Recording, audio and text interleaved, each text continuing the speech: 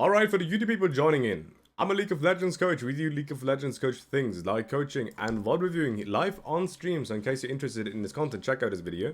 And otherwise, check out the stream because we always do these sort of things live. Either way, we're still catching up with the LEC games. Excel against SK Gaming. Let's just start with the draft and then kind of see where it goes.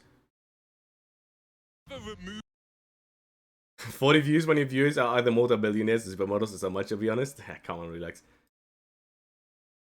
Is that funny much? Okay, let me check that out. Okay, so check out the stream because there's definitely some chat interaction. So in case you have any League of Legends questions, send it there or check out the Discord, also linked below the video. Anyway, let's jump into the game. Excel against SK. What do we expect? I personally don't have that good of a feeling of what both teams are gonna do with this meta. I didn't watch and analyze that much SK Gaming in previous splits, and XL did have a few changes. One thing we know is that Lupton is really OP, so ban that shit out. Nika is very annoying, so ban that shit out, right? Right now, Viban is also okay, right? There's still Melio plus Lucian potential. There's Yumi, okay? So there's no Seri. Yumi we've seen being played still with the Felias, but I don't think it's a necessary ban. Now XL needs to ban Melio in case they don't want to play it, because if you give red side Lucian Melio, I think you just lose the game. And I actually believe it is that broken. An interesting game we watched yesterday on stream. I don't know who it was, but basically I think it was Team Heretics that just one-shot Yumi, or like the Yumi of the Yumi combo, level 2 with Melio. And with one-shot, I mean one-shot. So Markoon banned out. This means that XL wants to go Melio. Right? Oh, T-Lex, thank you for the raid. Welcome to the stream. Well, T-Lex view is joining in and we'll do some League of Legends analysis here. Or review, right? I'm not sure if I can call it analysis when we chill a little bit. Right, but welcome to the stream. Thank you for the raid, man.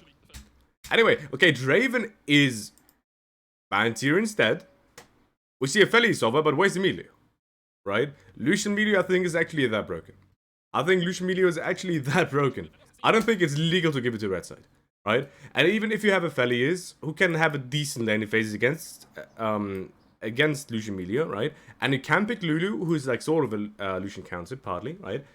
It is still Lucian Melio, right? It's just that broken. So I'd like to just see that insta picked. It doesn't matter. I think Lucian Melio, you can always go for it, right? Otherwise, you can of course always do the Jinx counter into Felias, right? So Felias has two major strengths, right? And that is laning phase with a decent support matchup, and there's not really that like Giga counters to Melio, and Jinx is a bad laning matchup for Felias too, in my opinion, right? As long as the support matchup is not that skewed in the Felias' favor, right? And the Felias also enjoys people walking into him. Jinx is already a problem because she outranges him and doesn't walk in, right? Because she outranges, why does she need to? And with Melio, she does it even more so, right? So Jinx also is a way. Although Lucian Melio is really OP. And the big problem, and the reason why I really prefer the Jinx in the Jinx of Felias matchup, is that both AD carries like you in objective first, and for that, in most cases, you need push on mid, and Jinx outpushes a Felias. Unless the Felias is blue, right? Blue weapon and Phantom can sort of contest a little bit, but it's also not that easy. But in my opinion, you just always slam Lucian Melio because it's just that broken. And I think Exakick should be able to play it. And I just hope I will see that one. Otherwise, of course, you can delay the Lucian pick in case you want to go for something else. Going for Jinx is also completely okay, right? Jinx is completely okay. I think Lucian Melio is just insanely broken. Okay, and now we see Yumi and we see Annie. Not a fan. Why am I not a fan? Because I did change my opinion on the Felias Yumi a bit, right? I thought originally it wasn't good in general. Now I actually think it can be quite good. The problem that I see is you're hyper carrying in a Felias that is getting outranged, right? And when you're getting outranged, you need options to engage, right? And Annie sort of does, but Annie also does not have the best high range engage, right? So Annie does have range engage, right? She has Tibbers that you can engage with or engage on, but it's not in range of Jinx, and that can be a bit of a problem because now if SK goes the round of control, right? Getting Q for Jinx, I think they're in a very good position. Picks we're like directly thinking of are Kragas, right? You can pick Kragas here, flex it, can also secure yourself a pretty decent midsection, and I think you'd be in a very good position. You could do Cassandra counter pick into Annie, who is already like a decent front line, opens you more jungle options later. I think there's a lot of things you can do, but what I want SK to do right now is directly think of control. Wukong goes into the direction of good mid jungle, does have peel, right? But we're really looking for Kragas. Oh my god, Mr. Big Noob is streaming again. I can't. That, what are you on? Yo, that what happened against stock? Huh? That's what happens against stock? What happened there? Huh? Welcome to the stream, That. Nice to see you again. Okay. Poppy ban, I think, is just an annoying pick in general, right? Man, shut up. Well, you got the seed in it. Poppy cast expands, I think are entirely okay, right? But Excel really needs options to find engage slash flank onto the Jinx, right?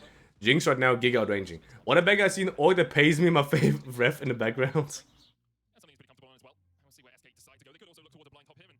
Welcome to the stream, Drugan. Welcome. Lissandra goes into the direction, right? Cassandra for me is not enough engage. Does have a good flank, for me not enough engage. I just really want P for the Jinx. Okay, so Kindred is interesting, right? Because usually you will want to have engage here. Moin, Klaus, welcome to the stream. Usually you want to have engage here. The problem is just, or rather the interesting thing about Kindred is so insane at standoffs that outranges matter a little bit less due to the fact that she can place the ultimate, right? And if Jinx bombs Kindred from outside of the ultimate, well, who really cares? So now Jinx has to reduce her own sort of range advantage or back out. And if she has to back out, well, now you can potentially walk up and create yourself a few more, a better position, maybe, for a fight. We like SK in his house. We will see if we like SK. We will see. Viego for midsection makes a lot of sense. So what Veris just said, I do agree with. Problem is just the second XL doesn't get ahead, I feel like SK Gaming is in a way better position. So if I can choose what draft I play, I definitely go for SK. Definitely. I don't like Nah here because I don't care about more engage, like they have no range. They legitimately have no range. And the problem with Nah is a champ that wants to kind of engage, right? You don't really want to do that with Jinx, right? So Jinx likes running down people, but that's more as a re-engage, right? So Jinx kind of wants to kite back and then re-engage when she gets a reset. The problem with Nah's type of engage is it's a lot more restricted in terms of timer because you have to do it when you're Mega Nah. And I think this is really, really hard in terms of re-engage.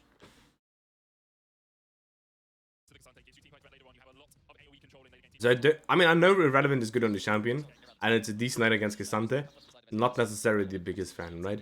One thing you can, of course, always argue, though, is that as SK Gaming, right, considering you should have better team fight, the second you get ahead and you can PO Jinx, right? And because it's Jinx plus Jinx Melio against your Felix matchup, you should have control of midsection, right? So securing yourself a top laner that can sideline reasonably well makes sense, because the only thing you need to respect about XL's setup is them opening side lane and potentially getting man advantage onto mid. Right? So you securing yourself a top laner that can deal with side lane makes a lot of sense as well. I just would rather have a top laner that can also peel a little bit better. Especially because champions like Sion, for example, can silent decently well, although Sion against Cassandra is not really necessarily the best, right? And I feel like Sion, for example, with what is the bonk item called again, guys? What is the bonk item called again? With Heartsteel, right? Deals quite well with low range champions, because now you're actually a threat, right? They can't really walk in, and they need to walk in because they're outranging. So the only way I really see Excel win is if they hard play around mid, and I don't think it's gonna be as easy, because I feel like SK Gaming should hopefully be able to utilize their pushing in bot lane and to actually help mid lane being set up, so Lissandra is fine. And then you just mainly look for Dragon Stack, if possible, although blue side skirmish is of course very, very good. Make sure that Wukong can farm up, and just give Herald and try to get a cross map, because Herald you're definitely not going to find. Right, so Exile is definitely going to get Herald, right? But you're just going to prepare yourself for cross map early, because you know you can't contest, because it's Annie and Viego, especially Annie. And I think you're going to be in a pretty good position as SK, right? So if I can choose, I'd definitely take SK draft here. I really prefer SK draft here. And for the people that just joined the stream, right, we're gonna watch this game, because we still haven't watched that, or I haven't watched that game. And then we're gonna catch up with the Saturday games. And we're just gonna see either how long that takes, or until my voice is dead. Either one of those, okay? So my voice might actually die. Because I've been streaming for like 5+ hours the last days, and that does not include coaching. Alright. Anyway, whenever we see these sort of mid lanes like Viego Annie, right? We're thinking about, if you're just new to the stream, right? I usually talk about 2 archetypes of midsection, right? Which I generally explain midsection with. I call one enabling, where you're interested in enabling your mid laner to rotate with you around the map. Usually in these sort of lanes where they don't get control on their own. And the isolating, where your mid laner gets control of their own, so you just need to make sure they're isolated. Right? Same thing could be said potentially about bot lane, right? Where some bot lanes you just want to make sure they're isolated. For example, Jinx Meteor here, right? The Jinx Meteor here completely sums up Ellie Izumi as long as they're isolated, right? So what the heck do we do? We make sure it's isolated. So as Wukong, I'm very interested in Viego, number 1, not being able to use any strong skirmishing power on mid, right? And hopefully get Melisandre to the spot safely, where she has the mana and ability power to just one-shot a wave, right? And make sure that Viego also can't gank bot lane. That is the number 1 thing I need to do as SK. Right? So then the question is how we can do it. And one thing they do, for example, here is they just place early vision, right? So there's 3 things we really want to do, if possible, right? We want to have information where enemy jungle is, right? That would be the best.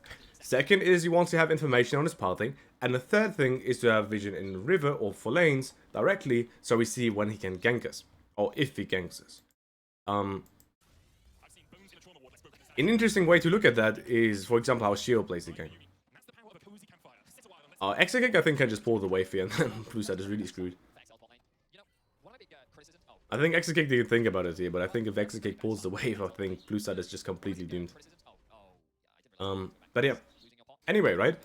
In terms of enabling midsection, the question is always whenever are we able to threaten mid/mid jungle, right? At which point can we either kill mid lane or win the skirmish? And a lot of times it is level 6. Here, for Viego, not as much, right? But definitely Viego level 6 is also very, very good. So that is something you could technically look for. Okay, Peach is invading here. Completely flip. Are you just warding? I don't know what Peach is doing here. Because what Peach is doing here, I don't necessarily like. Why do I not like what Peach is doing here? Well, the reason why I don't like what Peach is doing here is because he's wasting his own time in a way, right? So I understand the idea of trying to explode the game early and trying to find plays, right? The question in League of Legends is always what the effective value is in terms of going for these sort of plays. And one thing that I've seen a lot in games and sort of where the meta has shifted towards is that when you play these enabling junglers, you often just farm up level 6. So the reason why Mad Lions was, I don't want to say so dominant like last split, right? But they did win the grand finals. Or now I'm not. Was it the grand finals? I don't know how it's correctly called, right? But they won the LEC in the end, right? Is because Aljoya, why they played these mid sections where they played very heavily on mid jungle, right? They allowed Aljoya to just farm level 6 and vie Wukong these sort of champions. And I think that's a really, really good way to play, right? Because at this point it's realistic. And the interesting thing is, if you want to isolate, for example, if Markoon wants to isolate, he needs to invest time to set up vision. To help his lane as being a good spot, right? Because if you want to gank mid lane, if I let the wave bounce, I look for a gank, well now Markoon needs to come. If you can use that time effectively as Viego, you should be able to get ahead in experience, and if you're level 6 and Wukong is level 5, well now you can push that lead. Especially in terms of Herald setup. Right? And that's what we saw Mad Lions do a lot, and I'm a very big fan of this sort of playstyle. The problem is if you go for these sort of early invades, you actually fall behind. And the second you need to win mid-section, right? And you're level 5 as Viego against level 6 Wukong, well now you're screwed. Alright? So going for early plays is a really, really big risk that I think you should only really do in case you're in a very bad spot. Because if you proactively set up plays around the map that Wukong needs to defend, right? And you can always fall back on the camps and farm efficiently, I think you should be able to get a lead that you can push later on. And even though you might get outscaled, or even though you might be in a position where you need to do something on a map, going for the very, very early on, I'm not a big fan. You could argue maybe on Viego not as much, because you can also like threaten mid lane early on, which is definitely the case. But Viego level 6 is still very, very good, and being down on levels against Wukong also sucks. And of course you could argue, well, maybe that's why he's invading, but the invader's not gonna happen. He doesn't have bot lane prior. And if you're both useless, well, now the question is who wins lanes isolated. Because if Viego is useless and Markoon is useless, I think Markoon wins because his bot lane is hardcore winning, right? Look, they're already 15 CS up. It's Jinx Media, they got a good play early on. Peach is in a position where he needs to find plays. Or get himself to a position where he can find plays. And if both of them are useless, this kind of sucks, right? Now we're like back to the idea of what Cheo did against Malang, right? Very, very quickly, let me show you. BDS against Koi. Wait, where's the game? BDS Koi, BDS Koi, right? Now we're back in the idea of what Cheo did, which I think was really, really good in my opinion, is he flipped it even, but it doesn't matter, right? Because Malang is in a position where he needs to do something. And of course, it's not as kind of, like a Feli's Meteor against Zeri Lulu is not as bad, right, as a Feli's Yumi against Jinx Meteor, right, in terms of laning. But Malang is, in my opinion, is still in a position where he needs to do something, because I think blue side wins later on, right? So now Sheo goes for the invade, right, and he could argue, well, Sheo flipped it a bit, and now Sheo's like really behind in a way, right, if Malang just falls back on his camps, but it doesn't matter as Malang is useless, right? So Malang also like goes for the invade here, but if I was Sheo, like, I'd be laughing, because what Malang is doing is wasting his time. All of his camps, like, are sequenced very, very weirdly. And if both of us are useless, like, Sheo is hardcore favorite, right? It looks like Malang is winning the jungle right now. But he's not. Sheo is winning. That's the interesting thing. Because now Malang is delayed on level 6. And that's the only thing that matters, really. Because mid lane, Nico's chilling. Bot lane, Yumi is chilling. Top lane, like, Olaf is, like, sort of chilling, right? If Malang is useless, now you're happy. And Malang pre-6 is not going to do anything around mid. Right, now you're chilling as Sheo. Like, if I was Sheo, like, I'd be like, yeah, look, like, he's also doing what? Like, he's like, what the fuck is Malang doing? Like, he's completely wasting his time. And I feel like Peach with this invade also sort of did it. I know, like, I'm very, very... Maybe I'm a bit too black and white on these early invades, because if they work, they're great, of course, right? But for me, the question is always about effective value, and from the games I've seen, these sort of plays often don't have the value that you would just gain by just farming up. Unless you really want to explode the game early on, but then I think, like, do you have to? Right? Because while I do believe SK's draft is, like, really favored, right? Is it unwinnable? And I don't think it is, right? I think it is definitely winnable for Exa. And of course, draft is also, like, opinion-based as well. Because some coaches might even say that blue side is winning. Maybe someone in chat even thinks. Which is fine, right? I'm not saying my opinion is necessarily correct. I'm just stating my opinion of what I think happens in this game. And I might be entirely wrong. Right? I might be entirely wrong, and guess what? That's not even a bad thing, because that means you can learn, right? Being wrong is a good thing. Because right now, we're basically in the practice phase, right? If you're wrong here, like, it doesn't really matter. We can learn. And then hopefully in the performance phase, where we actually need to secure ourselves or our team a good draft to win, or help us win a game, right? Now we know more. Dragon, like we already said, right? SK should be able to play it. They've got full bot lane control, right? Really hard to contest. Herald, I think, is different. Because I don't really think he should force a skirmish around the top. Let's see if SK does. But considering that blue side is Viego, and I really don't wanna. I really don't wanna. I'd rather secure myself a bot lane across the map. Problem is Exakick is really low, so now he needs to reset, which feels a little bit bad. That does feel a little bit bad, because now he's like kind of stuck in lane and he can't set up a wave. I feel like I actually want to check really quick what happened, why Exakick is like starting to lose a lane for fun. I mean, Patrik doesn't even have Ghost. I don't know why he's so scared, right? Because I understand the idea of being very respectful of Aphelios with Flash and Ghost, because Aphelios Yumi can actually really run you down with like Red Weapon. Right, so red-white, I understand why Exakick is like respectful of it, right? I understand because Viego can actually start running you down. The problem that I have is why I mean, you did go for a base before. I mean, you did go for a base, you push out the wave. I don't know, did they just get outlaned? Yeah, I feel like Exakick and DOS just got a little bit outlaned there, honestly. Because it just feels a bit bad. This here just feels a little bit bad. Because now finding a cross map is not going to be as easy. Because it obviously can't set up a way for it. But Markoon is actually playing for it. Oh. Wait, am I wrong?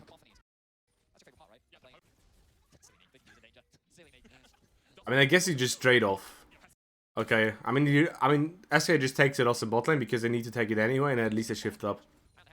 Because Fellies, if you want to rotate, needs to go with Yuumi, right? Yuumi can't just go on their own. So I guess here they just take the loss, and that's why they like hard shift towards Herald, and then they should be able to win. Because Dossie is in fuck until this happens right now, until he walks through this ward, right? So then it's like kind of okay again.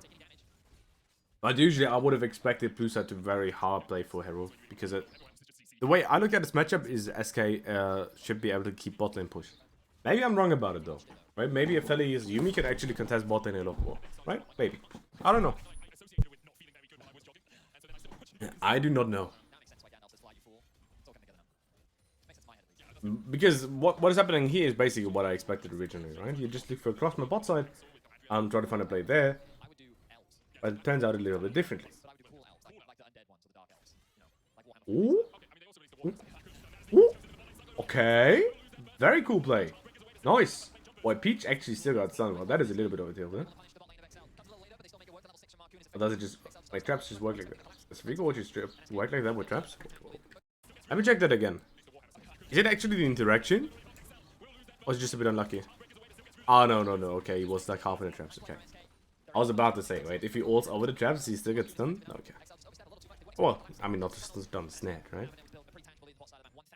And we get another reset. Good. Because you want to be able to set up the dragon. Interesting that... Or rather, not interesting, right? Really good that Limit just instantly goes mid. It's very important that he set up through mid here because you don't have bot side control. Fellies is late though, right? So you just get like some basic vision and you just back the heck off again. And SK I think is in a really good spot. Soul might still be Cloud. Oh, it's Ocean. I mean, it's like one of the two worst souls you could have gotten here.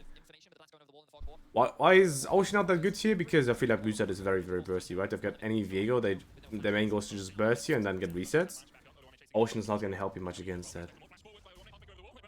Or relevant. Joel difference. Okay. Now he's just going base. Okay, now he just executes. But I could have just won base. SK tries the cross map because of this play. You get TP.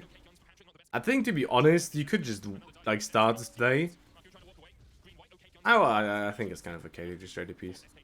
The way I looked at it is you can probably just start a play and hope that Abbedagge already TPs, but maybe the Abbedagge doesn't TP. I think it's kind of depends, right? But it's like kind of it's okay either way, right? But SK in a really good spot. Why? Because I do believe that XL needs to get ahead early game, and that didn't really. Especially because if we look at the position right now, for me the game is a lot about mid-section control, and the question in mid-game is always, well, how do we get it?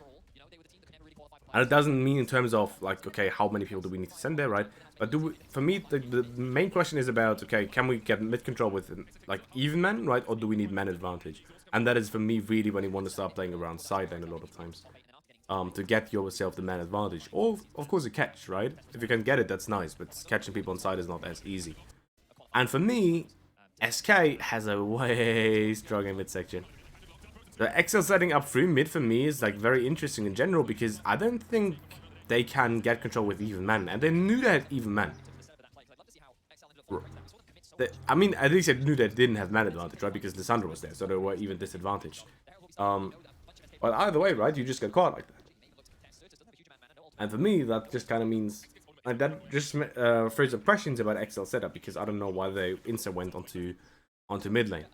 And I understand you want to get the Herald, right? Because if Jinx Meteor keeps the mid lane to one, playing from mid is gonna be impossible for like most of the game. But that is indeed a different story. Oh, Markoon getting caught. And if you catch him here and he can actually chunk up mid lane, that would be nice. Oh, Joel diff. Okay, never mind. Never mind. I mean, Jinx has a huge amount of bot lane. Heralding top for me is like completely irrelevant. Like in a way, it's not, right? Because XL definitely wants to have a long lane. Right? In a way, it's not irrelevant because Exa definitely wants to have a long lane because you can't contest midsection without man advantage, right? So having a long lane to play through, for example, is Viego Annie or like Viego Kazanta to be able to push it out and then shift into mid is gonna be very interesting for you. The problem that I just see is the second that Jinx has a mid T1, it's gonna be impossible anyway. I feel like Jinx Melia, or rather Jinx in general, right? But Jinx plus Enchanter with the mid T1 is like so hard to contest. Because she's so safe, she can just walk up, bomb the wave. Like, what the heck are you gonna do? Right, what are you actually gonna do? You can get a chunk onto T2, right? But it's not that crazy just yet. And I don't think you have Silent as a win condition later on, right? Main thing I think you have is, like I said, right, shifting out sideline into mid. Contesting is already so hard. Beach tries to steal, doesn't get it in the end. Go back to mid, make sure that they don't get the turret, and without Herald it's gonna be very, very, very, very, very hard. Get some good chunk on Exakick, but you've got Melio, so Exakick is gonna be full HP in a second again. And just really defend mid lane. Please, please, please, please, please. They should never be allowed to get mid lane turret. They should never be allowed to get mid lane turret. I'm already not happy with how chunked it is, by the way. I think you should have invested more time into it anyway. So for example here, I don't even know if I like Wukong going for blue buff. I feel like you already need to hover, I mean blue buff maybe, right? But Grump.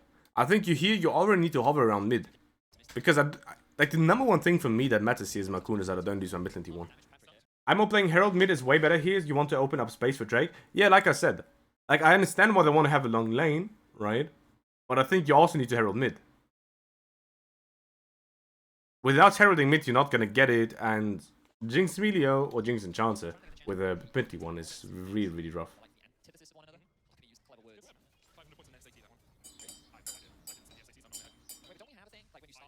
I understand why they want to have a long lane though. I just joined? Okay, okay.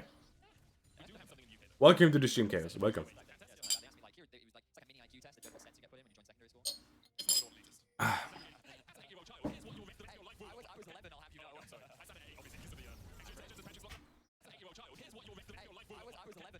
I think people don't respect TPs enough at the moment here. And Odoamne doesn't really find anything, right? But it's still scary. I mean, now we're in front of backfight, right? It just SK is just gonna clap them all. I feel like going Felix Yumi to Jinx Melio is just rough, man. I think it's just rough. Like you don't have engage. Like, do you see this? Like, you even have flank TP, but he can't follow up. Like you don't have engage. Look, all of them, like they're running. SK just waits, and now someone oversteps, and now they re-engage, and then they just clean you up, right? Like Jinx always plays like that, right? You kite back, re-engage, kite back, re-engage, kite back, re-engage. Always.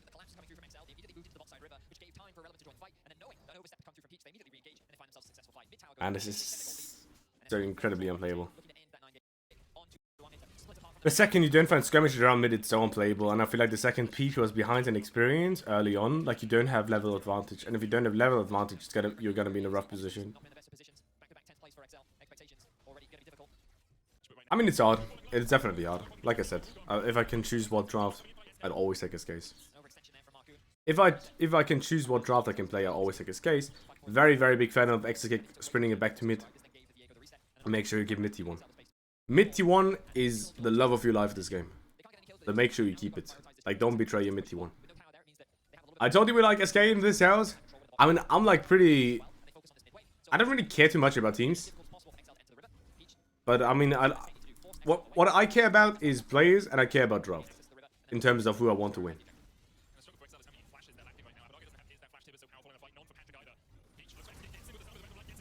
So the reason I like BDS is because I really like Shio and I really like Crowny. But I'm not really that affiliated or like that interested with teams. Because for me teams are just... Like I like a team because of the players. Right? There's like rarely an org I really like. I mean there's TUG. I really like TUG as an org. Yeah, I mean here you don't even re-engage when you just kill them. I mean, if you're that fat, then I guess Nah is really good. Yeah, but SK is giving me things, so I kind of have to like them more than Excel. Well, that makes sense. Well, if they're giving you things, then of course I'd like if they gave me things, I'd be a big SK fan. So if SK gives me a jersey, you know I'm gonna sit here and watch every SK game with the SK jersey. I don't mind. As long as I'm not signed by a team that is competing in the same league.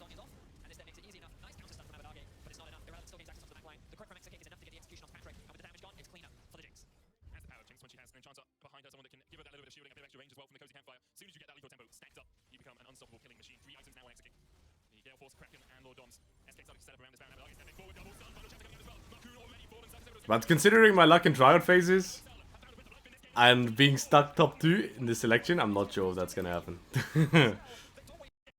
Wait, what is happening here? SK engages and that's why they die? Yep. Why?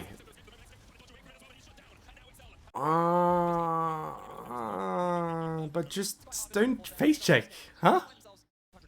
Like, just stand on Nash. Like, you can't even just start Nash, by the way. Like, you were so fat on SK, you could have legitimately just started Nash. You could have just started Nash. Like, why do you face check? Why is SK trying to prepare, like, a catch position? Who cares? Vision there doesn't matter either. Why? You have Nash control and face check enemy for kills that you don't need, yeah. Or, like, for a position you don't need. Like, you're so fed. Like, just chill. If Axel has to run through a choke point against Wukong, Lissandra, and Na, without being able, or without time to prepare flank against Jinx, Emilio, you can't lose. Like, I don't see that there's a way for SK to lose a fight if they legitimately just start Nash. I think it's so hard, especially because they steal so much damage to Nash. They've got Kraken Slayer Jinx, like, she completely shreds Nash at this point. And now you give them Nash, which is a problem, right? Because with Nash you have easier control of sides.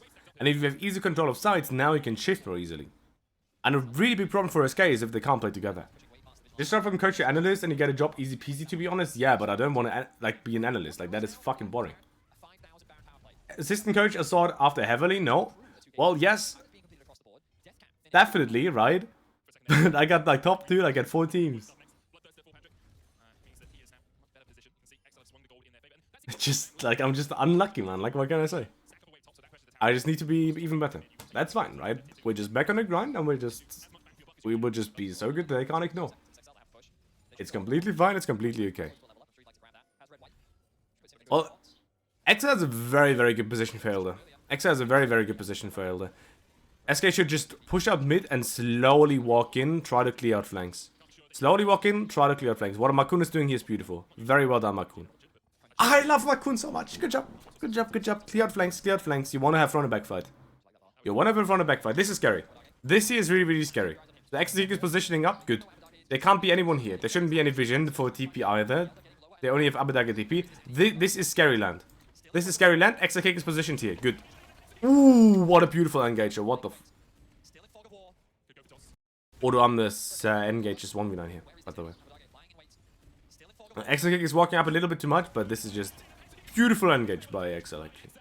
Very, very good engage. What's up? Welcome to the stream, Floody. Welcome.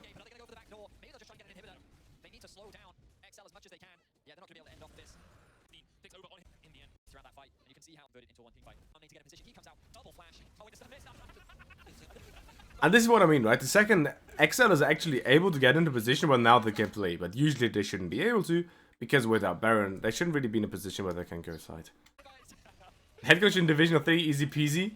Yeah, Division 3 though. I mean, to be honest, I don't even want a head coach, by the way. Like, I don't like head coaching.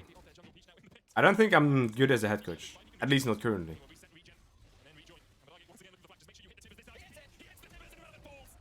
I feel like I'm good as positional and like assistant slash strategical coach or whatever position. You know the funny thing is, I still don't think XL wins. Never mind, XL wins. Fuck. Never mind. Maybe not, maybe not, maybe not. Out of the 3, every person can head coach IMO. I'm not sure if every person, right? But I don't think in Division 3 as a head coach you need to have like league related skills that much. I think you just need to make sure your players don't get mental. And I think you're already gonna be in a very good position. It also depends obviously for what team. Because Division 3, like, skill difference is very, very big. From the games I've seen. Otherwise, can SK please just win the game? And with double inhib down, it's not going to be as easy, but they're doing a very, very good job of fixing side lanes. Now they might be in a position. Ooh, they can throw the back fight. Let's go. Odoamne can't really go re-engage too hard, right? Felix is still in a very, very good position HP-wise. Abbedagge tries to find the engage, knows that he needs to find something right now. Insta cleanse by Doss, well done. And now we re-engage, but Patrik just one-shots him. But it's not enough, GG. Draft div. I mean, 80% of these two coaches have zero clue. I wouldn't say that, but there's differences in skill levels, probably. Okay, anyway. For the people joining on YouTube, I know we had a lot of chat interaction towards the end. I hope you enjoyed the analysis anyway. Check out my socials linked below the video in case you made it up to this point. And otherwise, I wish you guys a very, very nice day. And hopefully see you guys in the next videos or maybe on stream, okay? Have a nice day. See you guys. Bye-bye.